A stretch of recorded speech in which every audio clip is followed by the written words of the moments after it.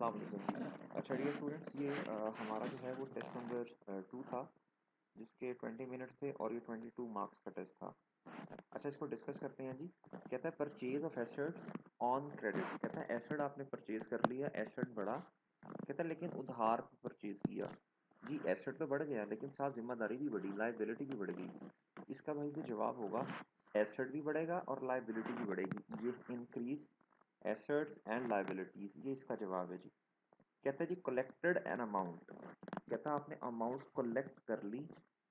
अच्छा, जब amount collect करेंगे या तो कैश बढ़ेगा या फिर बैंक बढ़ रहा होगा, एसेट बढ़ रहा होगा ना। अच्छा, अब क्या हुआ? कहता फ्रॉम कस्टमर। कहता जो आपका कस्टमर था उससे आपको पैसे मिले ना। आपने हो सकता है उसे उधार पे चीज़ें सेल की हो ना। जब उधार पे चीज़ें आप उसे सेल करेंगे तो आपने क्या किया होगा, आपने अपना एसेट बढ़ाया होगा। आपने कहा होगा जी मेरा राइट टू रिसीव है, रिसीवेबल है। मिसाल के तौर पे मिस्टर ए है इसका नाम। मिस्टर ए से आपने कहा जी कि मेरा डेटर बढ़ गया, डेटर ए बढ़ गया या रिसीवेबल बढ़ गया। ठीक है जी, वो डेबिट हो गया, बढ़ने को डेबिट कहते हैं। और आपने कहा जी मेरी इनकम जो है वो क्रेडिट, इनकम भी बढ़ गई। और इनकम का क्रेडिट होना आपको पता है जी, क्रेडिट होता है। ठीक है जी, अब उस बंदे से पैसे आ गए ना आपको, तो अब जब उसने आपको पैसे दे दिए हैं तो अब दोबारा तो नहीं उसने आपको पैसे देने, तो आपका रिसीवेबल कम हो जाएगा ना। अब आपका राइट ख़त्म हो गया, तो एसेट की कमी को आप किधर रिकॉर्ड करेंगे जी? आप कहेंगे जी मेरा रिसीवेबल यानी डेटर क्या हो गया, ये हो गया जी कम।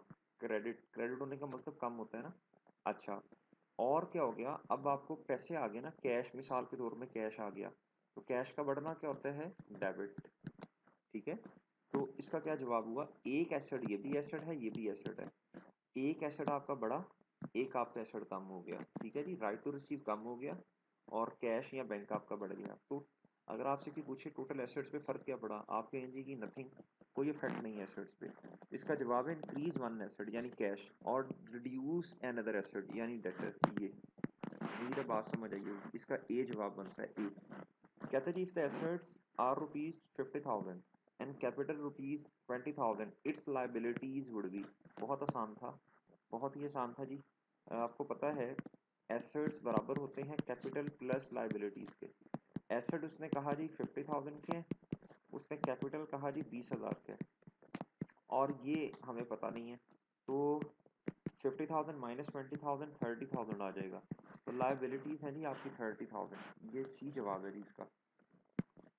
कहता है ये business event which would be measured in terms of money and recorded in the किताबों के अंदर, in the books of account is called. Sir transaction होती है इसकी डेफिनेशन। अच्छा जी, एक वैसे इसकी डेफिनेशन हमने ये भी पढ़ी है ना, exchange of goods and services. इसके अलावा एक ये भी बात है, ये एसेट तो हो नहीं सकता, इसकी अपनी डेफिनेशन है। इक्विटी तो हो नहीं सकती भैया, ऑनर्स इक्विटी ये दोनों एक ही बात है। तो इस फिर यही ट्रांजैक्शन इसका जवाब है ना, जो किताबों के अंदर रिकॉर्ड करते हैं मॉनिटरी टर्म्स में, उसे ट्रांजैक्शन कहते हैं सर। कहता था एक्सेस, ज़्यादा होना, ऑफ एसेट्स का और लायबिलिटीज़। सर ये इक्वेशन से देख लें, एसेट ज़्यादा हैं और किससे, ये है जी लेफ्ट हैंड साइड और ये है सर राइट हैंड साइड। तो राइट हैंड साइड पे दो चीज़ें हैं ना, अगर ये ज़्यादा है तो ये दो चीज़ें इसके जवाब में आ रही होंगी। अच्छा जी, अब दो चीज़ें इसके जवाब में आएंगी सर, तो इसका जवाब क्या बनेगा? अब कहता है ओवर लाइबिलिटीज़, तो सर इसका जवाब जाहिर बात है फिर कैपिटल ही होगा ना, बैलेंसिंग कैपिटल ही होगा। तो कैपिटल को नेट एसेट्स भी कहते हैं, इक्विटी भी कहते हैं। तो सर इस कैपिटल इक्विटी दो, इसका डी जवाब है। ये दोनों एक ही चीज़ का नाम है ना, सी भी सही है ए भी सही है, तो ए एंड सी सही हो गया। कहता है रीपेमेंट, आपने रीपे कर दिया। रीपेमेंट जब भी आता है आपको पता है कैश या बैंक कम होते हैं। Of a loan, liability, liability कम हो गई, कैश या बैंक भी कम हो गए। फ्रॉम अ फ्रेंड, आपने उधार लिया था ना, बोरोड फ्रॉम अ फ्रेंड, तो सर आप देखें एक्सपेंस तो नहीं है, ये उधार तो लोन होता है, तो लाइबिलिटी कम होगी आपकी और सर एसेट भी कम होगा। इसका जवाब क्या हुआ, reduce liability and asset both B and C. 7 पे आए। कहता है to which class of account would you post each of the following amounts received. कहता है रिसीट का मतलब कैश या बैंक का बढ़ना, एसेट का बढ़ना। फ्रॉम सेल ऑफ गुड्स, ये इनकम है जी, इनकम भी बढ़ी और एसेट भी बढ़ा, इनकम बढ़ी एसेट बढ़ा। बी और सी जवाब है जी इसका, ई जवाब है। कहता है an investment of additional cash into a business enterprises. कहता है जी इन्वेस्टमेंट कर दी, इन्वेस्टमेंट कौन करता है जी? ऑनर। और हम इसे क्या कहते हैं सर? हम इसे कैपिटल कहते हैं जी। कहता है जी इनटू अ बिजनेस, यानी कैश भी बढ़ा, कैपिटल भी बढ़ गया। ये इसका ए जवाब है सर जी। आगे हैं सर। अच्छा जी, अब आप आए जी 9 नंबर पे। कहता है which of the following is an expanded accounting equation. तो सर एक्सपेंडेड अकाउंटिंग इक्वेशन का मतलब क्या है? Assets plus liabilities. अच्छा, ये तो सही, ये तो एक्सपेंडेड नहीं है ना, ये तो शॉर्ट फॉर्म है। उसके बाद ये भी एक ही बात होगी दोनों इक्वेशन। अब इधर आए आप, एक्सपेंडेड ये बनती है एसेट्स, इसके अंदर लाइबिलिटीज आएंगी, करंट और नॉन करंट दोनों। उसके बाद इसको अगर खोल के बयान किया जाए इस सारी को, ये इक्विटी से रिलेटेड है, कैपिटल से रिलेटेड है।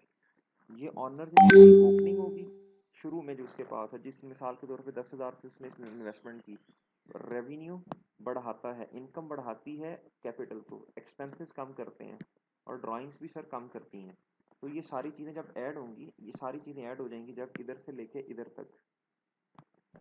तो सर हमारे पास क्लोजिंग कैपिटल आ जाएगा ना, जो मैंने क्लास में आपको समझाया हुआ है सर। इसका सी जवाब होगा इसका, ठीक है। ये एक्सपेंडेड फॉर्म भी इसे कहते हैं। इन दोनों को प्रॉफिट भी कहते हैं, रेवेन्यू माइनस एक्सपेंसेस को। रेवेन्यू ज़्यादा हो और क्या कहते हैं एक्सपेंसेस कम हो तो प्रॉफिट आता है, और रेवेन्यू ज़्यादा हो एक्सपेंसेस कम हो तो सर लॉस आता है। रोने वाली शक्ल बन जाती है ना। अच्छा जी 10 पे आए। कहता है बिजनेस ने रिसीव किया अकाउंटेंट्स बिल। जी कोई बिल आया होगा तो वो बिजनेस ने रिसीव किया। जैसे बिल आता है तो जारी बात है, बिल किस चीज़ का? किसी खर्चे का बिल होगा ना जी, 500 रुपये का। तो खर्चे को एक्सपेंस है ना, एक्सपेंस का बढ़ना। Which of the following statement correctly state the affect upon the accounting equation of the business assuming the bill is unpaid. Sir आपका एक्सपेंस भी बढ़ा और सर आपकी लाइबिलिटी भी बढ़ गई। खर्चा था आपने पे नहीं किया ना, वो भी बढ़ गई।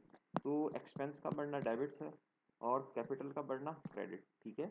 अच्छा आप देखें दो चीज़ें बढ़ गई, मैंने खैर एंट्री भी कर दी आपको, जनरल एंट्री जिसे बोलते हैं। एक्सपेंस बढ़ा, ये जब एक्सपेंस बढ़ेगा तो सर ये क्या करेगा? कैपिटल को कम कर देगा। तो सर आपका कैपिटल हुआ डिक्रीज, और आप ये बी जवाब है, और लाइबिलिटी आपकी इंक्रीज हो गई, ठीक है। ये एक्सपेंसेस की अपनी जगह तो नहीं है ना काउंटिंग इक्वेशन में, उसने काउंटिंग इक्वेशन के बारे में बातें की हैं। 11 कहता है which of the following changes would not occur. कहता है ये नहीं हो सकता ऐसा as a result of entry in the book keeping records. किताबों के अंदर कहता है क्या चीज़ मुमकिन नहीं है, किस चीज़ की एंट्री मुमकिन नहीं है? Increase in assets, assets equal to capital plus liabilities. Sir asset बढ़े मिसाल के तौर पे 10,000 से, कहता है साथ लाइबिलिटी भी बढ़ गई, तो बिल्कुल मुमकिन है सर। हमने फर्नीचर खरीदा और उसके भी पैसे पे ना किए हों, तो अकाउंटिंग इक्वेशन देखें टाई करें, लेफ्ट हैंड साइड बराबर है राइट हैंड साइड के, बिल्कुल मुमकिन है सर ये जी। ए हो गया।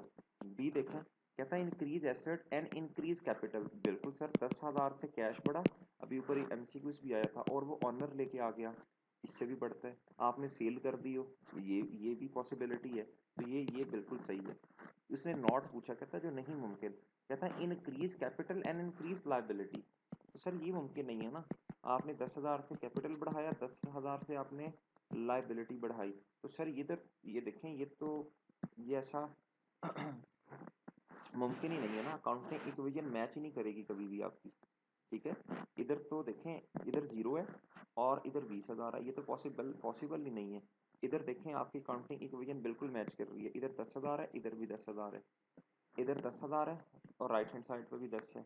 लेफ्ट हैंड साइड पे 0 है, राइट हैंड साइड पे 20 है, ये पॉसिबल नहीं है। डी बढ़े तो ये गलत हो गया ना, तो ये जवाब है इसका। कहता है इंक्रीज कैपिटल जी, कहता है जी इंक्रीज हो कैपिटल जी, 10,000 से कैपिटल इंक्रीज हुआ और लाइबिलिटी कम हो गई, तो बिल्कुल सर आपकी काउंटिंग इक्वेशन मैच है। इधर 0 है, इधर भी 0 है, प्लस का 10,000 माइनस का 10,000 पॉसिबल है सर बिल्कुल। तो ये भी सही है, ये भी सही, ये भी सही, ये भी सही, तो ये गलत है। अच्छा इसकी मिसाल आपको देता हूँ डी की, ये ऐसा पॉसिबल कैसे हो सकता है? सर देखें ना,